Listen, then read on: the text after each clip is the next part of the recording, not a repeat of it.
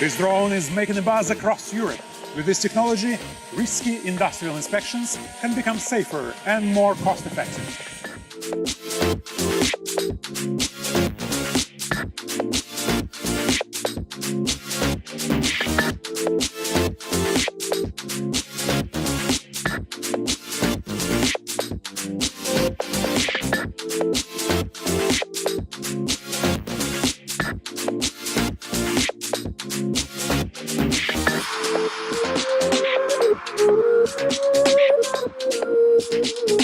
This drone will allow us to carry out these tasks at a lower cost, saving a typical refinery €700,000 a year.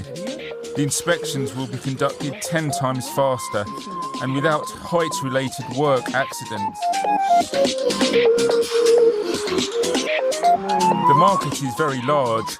It's €600 million per year just in Europe.